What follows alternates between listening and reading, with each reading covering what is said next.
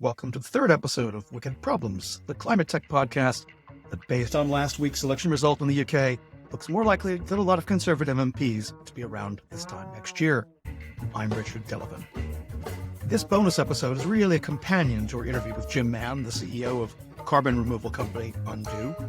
Carbon removal will become a big business, some say the fastest growing ever, if only costs can come down for different pathways, something closer to $100 a ton. And that's something the U.S. Department of Energy and others are trying to steer towards. But for that to happen, and for private capital to get in to help make it scale in a big way, removals have to avoid some of the pitfalls that have beset the other side of carbon markets, kind of carbon offsets that companies and individuals can buy so they can say they've done something to balance out things like flights.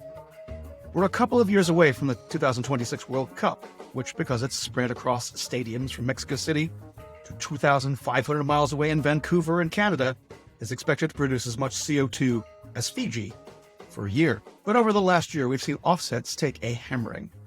Lack of standards, lack of oversight, lack of proper scrutiny led to problems.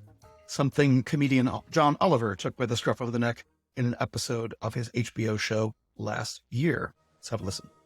Also, there's a much bigger problem with all of these tree-based programs, which is that even if they do protect one section of trees from logging, that doesn't necessarily mean much if a logging operation simply cuts down the trees on the land next door instead. Plus, given that forest fires are now on the rise thanks to climate change, offset programs can and have literally gone up in flames. All of this is why, while companies love to make big, broad claims about the benefits of their offsets, they really don't like getting into the details. It wasn't very funny for the folks who are working in the industry, particularly those who found themselves on the wrong end of investigations by The Guardian, by other outlets that suggested that maybe John Oliver was onto something, suggesting that a lot of the projects were of questionable quality. And that was before half of Southern Europe and Canada seemed to go up in smoke this summer from the kind of wildfires John Oliver warned about. But because the UK is home to a lot of innovators in climate tech and in fintech, investment is coming into the sector at a clip to try and fix some of those problems in the voluntary carbon markets. UK companies worth nearly £1.4 billion and employing 1,300 people. Some of those companies, like Undo, are taking carbon out of the air. Others are creating the tech to better monitor, report, and verify carbon removals or avoided emissions. Ratings agencies, market platforms, and all the other kinds of financial infrastructure you'd hope might come out of the City of London as one of the world's leading financial centers. So today, the City of London and the Startup Coaltion, which lobbies to promote the startups and scale-ups in the tech sector, along with companies including Undo, B0, Abatable, and others, are getting together to say how current and future government policy interacts with the technologies they're creating.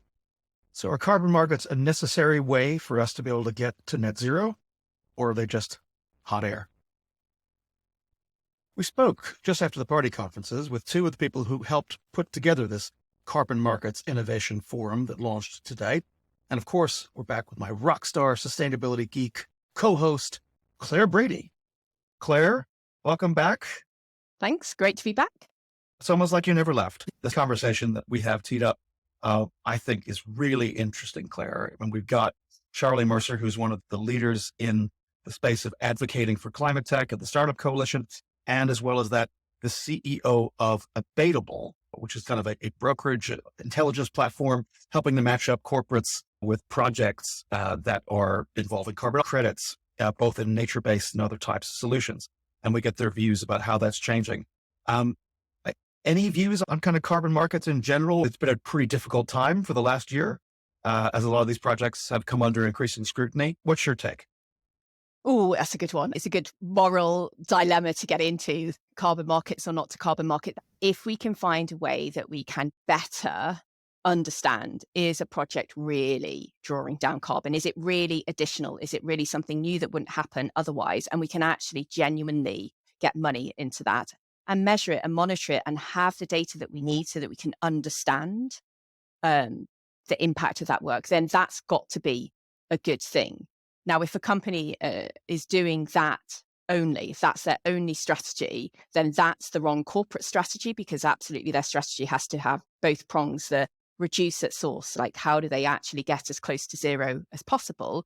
But if they're in a financial position to also offset whilst they're looking at how they implement solutions internally to reduce down, then wouldn't we want that? The challenge at the moment is resources are limited, and where are they going to put that money? And in an ideal world, wouldn't we have a level playing field so that we actually almost mandate a certain amount of investment that has to, some of it go internally to reduce down and some of it go to sort of those nature-based or other solutions to draw down carbon. So yeah, not a simple answer, but it's good to see things like this happening. Absolutely. Well, without further ado, our interview with Charlie Mercer and Valerio from Abatable. September 2023 was so abnormally hot that one climate scientist called it gobsmackingly bananas. And here in the UK, both main political parties have just finished their conferences that came on the heels of government seemingly prepared to gut its net zero commitments. While there are whispers that the UK is about to see a climate tech brain drain as founders seek better environments in the US and Europe. And here we are just 6 weeks away from COP28 kicking off in Dubai. So this is a good moment, I think, to take a breath and see what is the state of play in climate tech here in the UK. It's been a good year in particular for climate fintech, where the UK was the leading destination for investment. Climate fintech covering everything from people looking at evaluations for the insurance market to the voluntary carbon markets. We have two great guests to help us sort through all of that today. So with us is Valerio Magliulo, the CEO of carbon procurement and intelligence platform Abatable, and Charlie Mercer, the Deputy Policy Director at the Startup Coaltion, which lobbies on behalf of the sector, amongst others. Charlie, let's start with you. What did we learn following the conference season?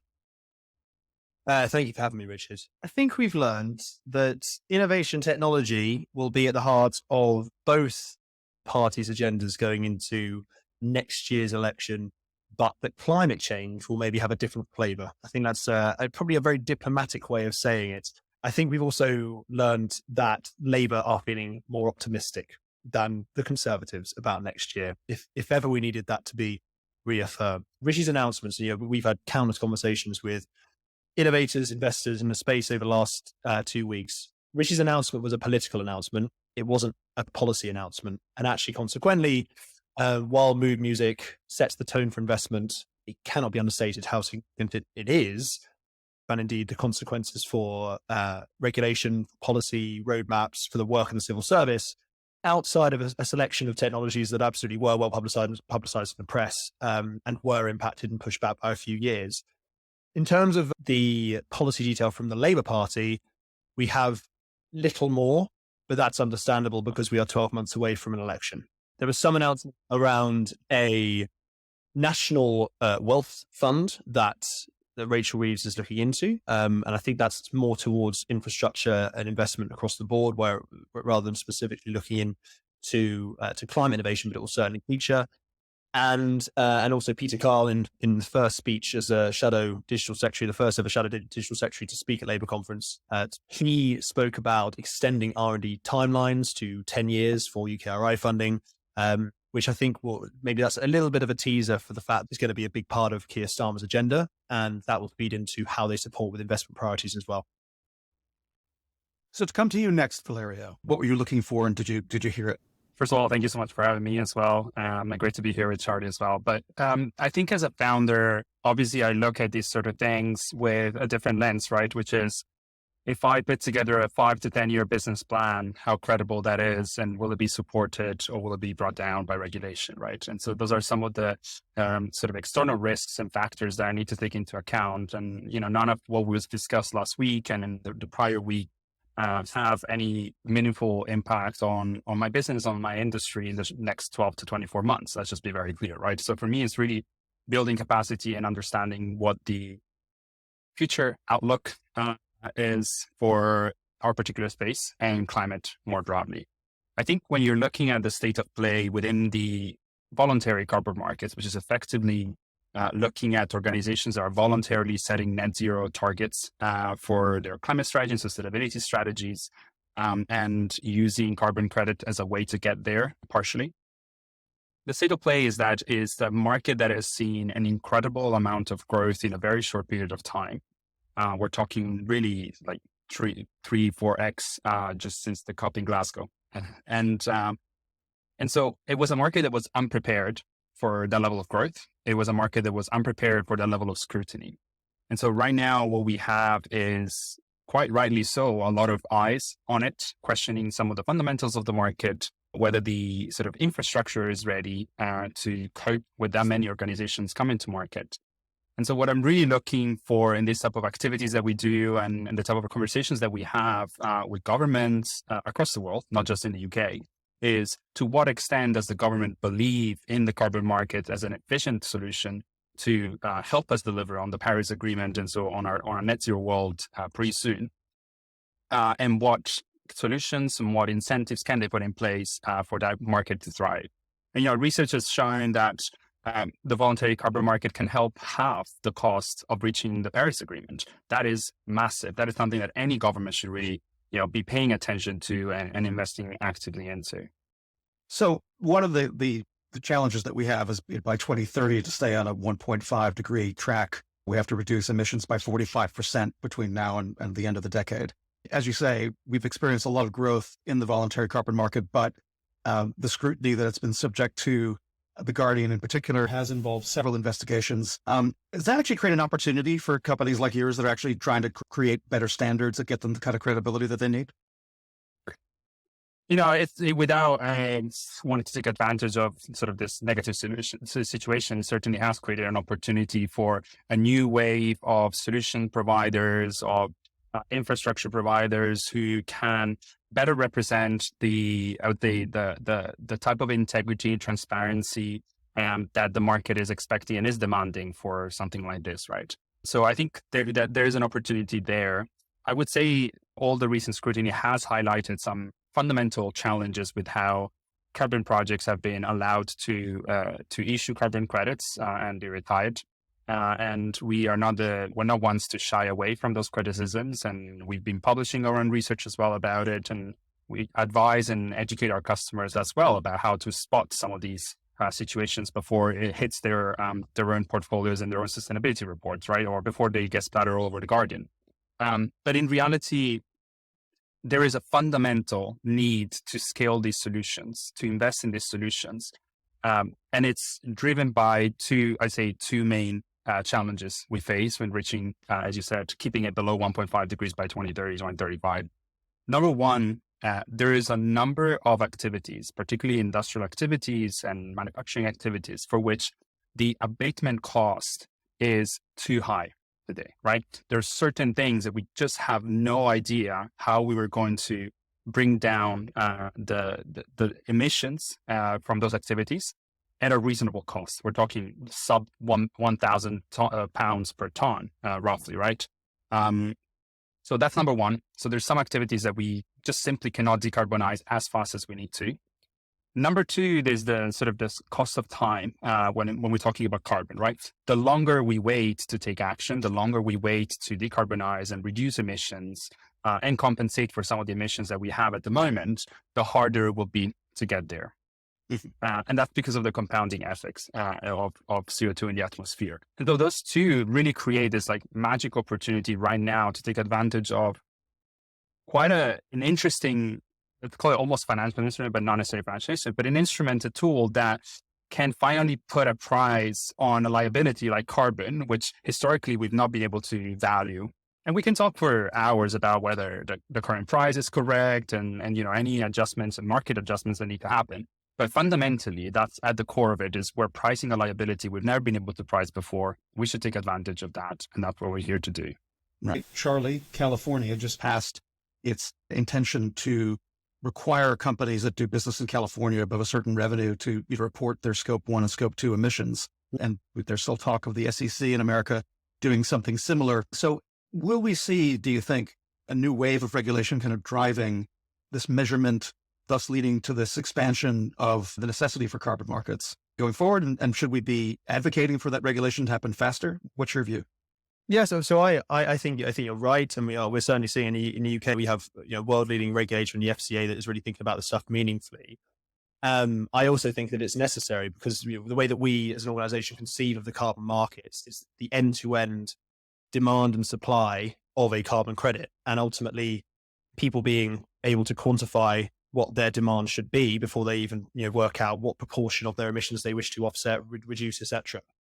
that's the first step. And actually one of the most efficient ways to make people do that is to tell them that they have to, because it's the law, right? And actually we would like to see creative ways for governments to support, point people in the right direction, and potentially even subsidize access to software that enables quantification of emissions as part of that journey. Because, at the moment, if regulation were to be expanded to a bunch of these firms, they wouldn't have the faintest idea as to how to go about doing that, right? So we would prefer that alongside regulation, which we think is very important and is necessary and indeed inevitable, you do see this a tandem role for government in enabling and empowering businesses to quantify their emissions.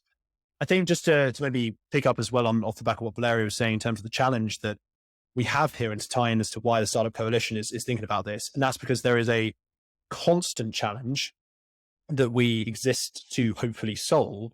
And that is that startups, innovators, and many times investors do not have the time, resources to engage in policy discussions, right? And what we have with the carbon markets is a sector that is necessarily becoming more of an issue and a priority for governments. And that's where we as an organization, the cross-sector organization, we are constantly trying to ensure that policymakers are engaged with startups. But where there is increasing interest in a specific sector, there's an imperative for us as an organization to facilitate those conversations. So, ensuring that with carbon markets regulation, whatever that might be, and we'll probably move on to talk about that, startups and innovators are at the table and not on the menu, because the minute the government switches their attention to any form of new regulation, you can guarantee that the biggest firms, the incumbents, with the most resource, the teams of people devoted to advocacy, will be already in the door, right? So that's our role as a lobbying group, but also as a de facto almost trade body for some of these disparate sectors, is to ensure that we can facilitate that conversation. And that's what we're looking to do more over the next few months. Right. And Valerio, we're going through this period of extreme growth and change. So in addition to regulation, what are some of the other things that you're seeing across the different projects that you look at and the queries that you're getting from corporates about what they're looking to do in this market? What's changing? What can we expect to see happening over the next couple of years in the space?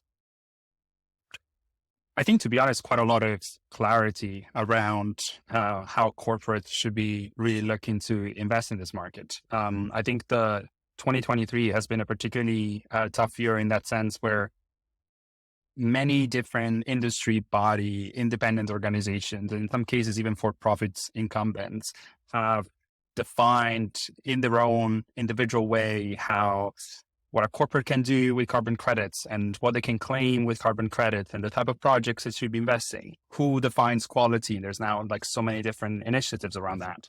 And I think that is hindering the market. I've been recently in New York at a conference with a lot of other intermediaries as well, and incumbents and startups alike. And the sentiment was, we've got to get together and we got to find sort of something more coordinated. Otherwise, we're not going to get more corporates to come into the market and help us scale it with it. The capacity for the supply, so for the projects to start, expand, and grow is there. And we see a lot of excitement from investors to invest in those projects and help them get started before they're able to issue carbon credits for sale. And we do a lot of work on that front. We can see what's coming online in the next 5 to 10 years, and it's really exciting. However, those project developers and these projects will need to be able to sell credits in order to sustain their activities over time, right? And that's where corporates come in and using their net zero strategy as a way to purchase these credits and provide that revenue financing. We've got to find a way to bring more corporates to the table, give them incentives to do so. Right now, we're relying on a purely voluntary commitment to say, I'll get to net zero by 2030 or 2040.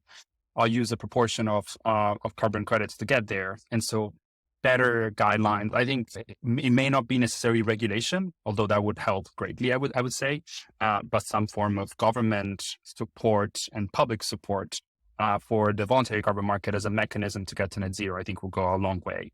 And so I think that would be the biggest thing that we're hoping for, we're pushing for, and we're trying to advocate for. The question I had as well for you, Valerio, was about other things that are changing in different types of projects. I mean, we've heard a lot over the last 12 months in particular about engineered removals and the types of role that the dynamics are going to change as some of these are coming and also try to compete for demand. Something we hear often from people in this space is that, the demand side isn't quite there yet, even as supply, scales up. Whereas, we've seen a decline in the kind of energy-based sources for credits in the voluntary market, and nature-based solutions being predominantly what's there. But now we have this new player that might be entering in. How does that affect the way the market might develop? Yeah, I would say maybe quick summary of how to look at the market. And in a very simplified framework, you can divide things very grossly between nature-based solutions and technology-based solutions. And each of those can either avoid emissions or reduce emissions, or they can actually remove carbon from the atmosphere proactively. So there's a mix of both. And so when you're talking about carbon removal, that's sort of could be a nature-based. It could be planting a new forest, it's an afforestation project, or it could be a very exciting new biochar project or a new technology. There comes a point in our net zero journey where we have to start shifting towards more and more removal.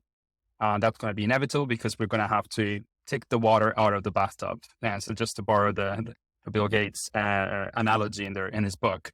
And so if you look at the market today of supply and what's out there, removals as a whole constitute less than 5% of the entire market.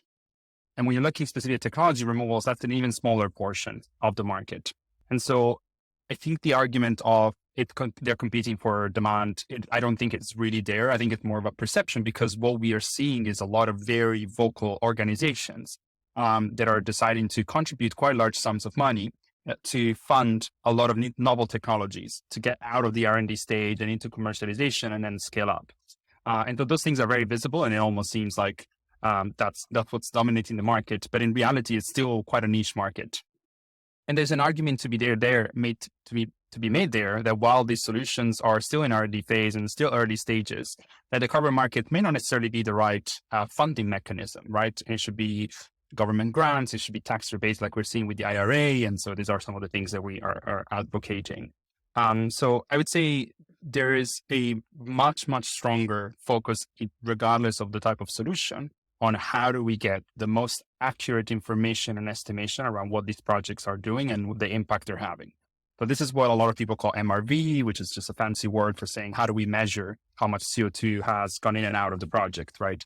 And so there's loads of companies, there's loads of innovation happening with geospatial information, with sampling, and a lot of other things that can really help us get more scientific, first of all, about the impact, and verify it in a more accurate way, on an ongoing way, and monitor it on an ongoing way, which is going to be incredibly important going forward. So the one challenge that we see, though, is that the standards, who are the ones writing the methodologies for carbon credits and sort of dictating the rules of how a project can issue carbon credits, are too slow organizations to actually pick up on a lot of these novel technologies and spot opportunities for, okay, that's an interesting sampling solution. Maybe we should integrate it into how we verify projects. And so what you're seeing at the moment is quite a distributed, lots of different efforts to create mini registries or mini standards for each specific project type or solution. And what we love to see is that a lot more coordinated efforts across the market, a lot more resources and support for the established standards and bodies, which, regardless of what the Guardian is saying, we do trust and have been doing great work historically for the market and have gotten the market to where it is today, to get up to speed with new advancements in technology and new solutions, and respond to the cries for higher integrity, higher quality in the market, which we're all pushing for. In terms of the policy environment, in terms of how standards should be set, in terms of what government should be doing, what's your pitch? So our pitch is twofold. One is creating the environment and the incentives for companies to actively participate in the carbon markets by really endorsing the role of the voluntary carbon market for net zero, and providing a clear framework for what companies can do and should be rewarded to do when contributing to some of these external mitigation activities rather than within their value chain. One clear way that could happen is introducing some form of carbon pricing. So this is what Singapore is doing. Singapore is actually becoming very quickly the global hub for the voluntary carbon markets, both in terms of organizations that are leaning into it. Government initiatives are very, very clear. And one of those is really around carbon pricing. So that is effectively a mechanism that allows us to understand how much money there would be available to invest in mitigation activities.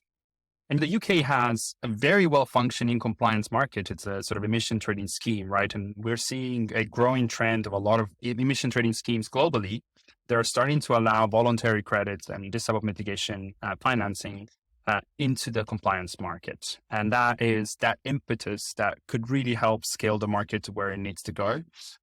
So those are some of the things that we are actively suggesting. Okay.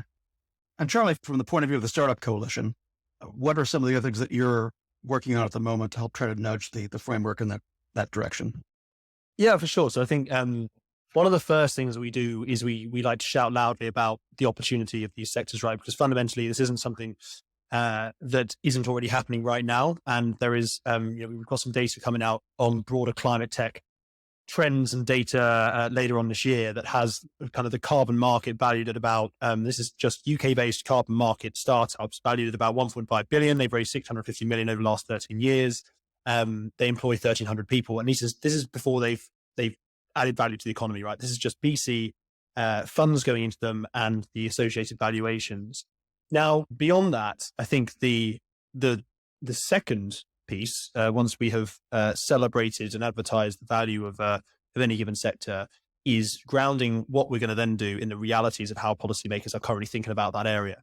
And to be frank, the carbon markets do not feature in political discourse to the degree they should do. And it's for all that, Valerio has been talking about why it's important they should do, but right now they don't. And part of that is because it's part of a whole suite of things that need to happen and be transformed across the economy to decarbonize and meet our 2050 net zero targets. But it's also because it is a little bit complicated. And Valerio mentioned some of the coverage that was in the press earlier this year. But the reality is that if we don't have a functioning carbon market, more carbon will stay in the air. And it's quite as simple as that.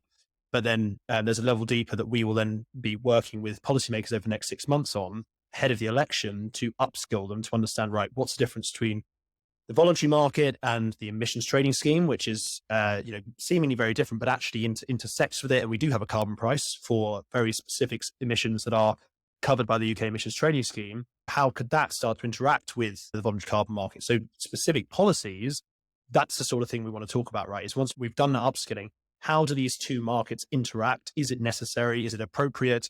And if so, what infrastructure needs to be built to do that? There's even more detailed stuff around, I mentioned earlier about incentivizing businesses to quantify their emissions as the first step in entering the carbon market. There might be opportunities for specific software to be adopted or signposted by government in the same way they do with other things where they're helping small businesses to digitalize online. But then there's other even more niche areas, right? So we have codes for quantifying carbon emissions in woodland in the UK. We don't have that for hedgerows. So if you're looking to be a nature-based startup and you want to offer a marketplace, or indeed you want to actually do the removal yourselves, having that government guidance in the woodland carbon code is, I believe, quite well regarded and very effective. Expanding it out to other forms of removal, we think is aspirational and maybe the way to start. But alongside all of that, and as an organization, we have our own independent views on where government should be spending its time.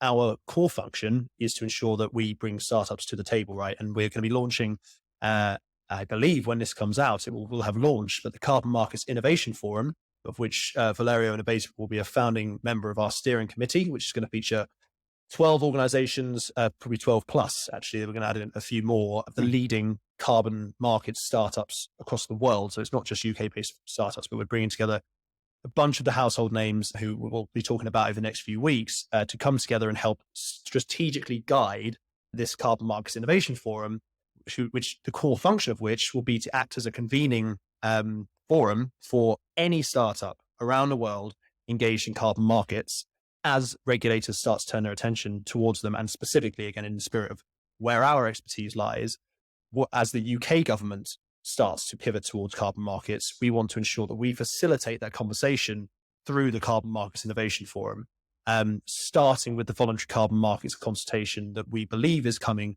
over the next few months. And in practice, what that looks like is that we will be, as the Startup Coalition, aggregating views from across as many carbon market startups as wish to engage in this effort, with support from the strategic steering committee that Valerio is going to be part of, and then submitting that through to government. So each of these individual firms, and we've had firms as well, from the US, from Japan, from Turkey, reach out to us to engage in this work. We want them, and obviously a whole bunch in the UK, we want them to engage in this government consultation, and they wouldn't even have known it existed, right? And that's one of our core functions, is just to flag, right? You have a civil servant spending their time on this. It would be foolish for us to not all be in the, in the room or in the virtual room through our consultation response and feeding into that work. Okay. So Charlie, you mentioned this carbon markets initiative that Startup Coaltion is helping to lead, and involving Valerio and Abatable on the steering committee. Where can listeners get more information about that? And when will it be out? So there will be a side which will be advertising through our social pipes and through our own website as well. That will be a gateway to understand why we're looking to do it. For any innovators and founders listening to this podcast, it is an open call to engage, right? So we have the strategic working group that will be the steering committee, which will be invite only, because we need to have limits around that and to ensure that's as effective as possible.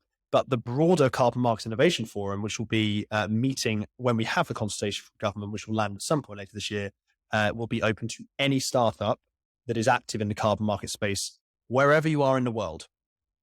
Fabulous. Before we let you go, as we're coming up to time, and you've been very generous with your time, to give us a couple of what we call catalysts. So things you've read, listened to, watched that changed your views on climate tech. So Valerio, any suggestions for our dear listeners? I think there's been one specific book that I've read quite recently. It's called The Case for Nature. It's by Siddharth Shrikant, which happens to be a friend of ours, very active investor in the nature-based solutions space, and has put forward an incredibly clear and compelling case and framework for investing in nature and valuing nature as much as we value any other type of assets. A lot of what we try to do at Abatable is trying to go beyond just carbon and explaining what other benefits are there of investing in some of these projects from a biodiversity, conservation, restoration perspective, from a livelihood improvement perspective. And so I think his book is particularly timely into that conversation, particularly as we're seeing a lot of interest in biodiversity, and the market is going to open up to the biodiversity topic a lot more. Okay. Charlie, any suggestions, any catalysts from your end? Well, I promise this was an original thought, but last week I saw that Christian may have flagged this as well. But The Uninhabitable Earth by David Wallace Wells is the single most impactful book I've ever read on this stuff, and is told very well. And obviously Christian talked about it. I think one interesting aspect of that book, though, that I think is very relevant, is he talks about how we don't really tell climate stories very well, partly because, like the fall of Rome, it's happening so slowly that it's just our lives, right? And it's very hard to tell sexy Hollywood movie blockbuster films about the climate crisis. I say I would actually take that a little bit further and say we don't really talk about climate opportunity and the climate innovations as well as we should do. And this is why this podcast, obviously I should say, with the Wicked Problems podcast, right, is going to be my home of finding out about this stuff actually going forward. But we do need to tell stories much better. And from a policy perspective, I mentioned that the gateway for anyone interacting with this sector should be about the opportunity and the success we're seeing already, and we should be doing a lot more of that. The final thing I want to say is CTVC, which is run by a friend of mine called Kobe. He has founded this newsletter, which is absolutely market leading in capturing the amount of activity that's happening in this space. Tends to be based on the US because obviously bigger market. But they do fantastic briefings. Maybe a UK version of CTVC is what this is a call for, because I'd love to see more of the UK success stories talked about. Well, we're doing our best. Watch this space. Who knows? We might be growing from there. I guess as the host, I'll add my own little suggestion, because it's out today, is Akshat Rathi's Climate Capitalism, available in all good bookshops. So I've actually had a chance to read it as I get a preview copy, but it's absolutely fantastic. Covers a lot of the ground, some of which we've talked about today. I should warn you, Akshat has a particular point of view on the voluntary carbon markets. So where can people find more information about yourself or Abatable? Valerio, you first, on your socials or on the old website? You can go on the old website, abatable.com, and you can follow us on LinkedIn. We regularly publish research and free reports. So for anyone who's interested in learning about how the market is developing, free to join. Great. And Charlie? Yep. So startupcoalition.io is where you can find us, obviously through the social pipes as well. Again, open call for any innovators out there, investors as well. We design our work to be Breed's point of access. So if you have time and inclination to engage in any of our work across all sectors, give us a shout, but obviously specifically with the carbon markets work over the next few months. Well, listen, thank you both so much for your time. Great chats, and look forward to hopefully talking to each of you again soon. Thanks for joining us. Super. Thanks, Richard. Thanks for having us. Claire, that was, I think, a really fantastic conversation with Charlie and Valerio. And I think that there's so much to be talking about with carbon markets. I think that Valerio in particular has this view about how standards, about how things are, the improvements of accountability are going to hopefully address some of the issues that we've seen in those markets over the last year, because it does seem like we're going to be having to have them be a feature of our lives in terms of being able to complete the decarbonization equation between now and 2050. What was your takeaway from it? Actually, I found it really reassuring to sort of hear the approach they're taking and that vision that they have, and their recognition that it's actually in the quality of that verification process and being able to do that on behalf of those corporates. And that's really the reason we've had that pushback has been because that hasn't been there. And I thought it was really interesting. You said just the pace and scale at which the sector suddenly had to mobilize meant that we hadn't really got all of that in place. And so, I think it's a really good sign that that's coming. Obviously, it would have been great if it'd been there from the start, but yeah, it's good signs. Well, I suppose, the best time to have done it would have been 10 years ago. The second best time to do it is now. Well, we'll have to leave it there. Thank you again, Claire, for joining us. Terrific to have you on board, and really looking forward. I think that one of the things we can tell our listeners that they can look forward to is conversations that will be about various different sectors. We've gone really heavy on this kind of carbon markets and carbon removal this week, but I think that in coming weeks, we'll be talking about food tech. We'll be talking about nature-based solutions. We'll be talking about some things in the built environment, and we'll definitely, hopefully be talking to some other folks who are looking at things like the climate risk in insurance, which is something we don't talk about enough. And indeed, we're also looking forward to perhaps the first edition of our club, where we'll be having our discussion around Akshat Rathi's terrific Climate Capitalism, which was just out this month. So listeners, if you haven't had a chance to read that, do pick up a copy, do listen to the audiobook. Akshat's a great talker and a great storyteller, and I think you'll learn a lot. So hopefully in the coming weeks, we'll schedule an opportunity for people to field their questions, and Claire and I can discuss them on air, and hopefully maybe even in a future episode, Akshat join us. So with that, we'll leave it there. Claire, thanks for being here. Yeah, thanks. It's been an absolute pleasure. Cheers, Richard. As always, people can find you on LinkedIn is the best place. We'll put that link in the show notes. And of course, also please do subscribe to our newsletter on Substack, wickedproblems.substack.com. Also in the show notes. Have a fantastic week.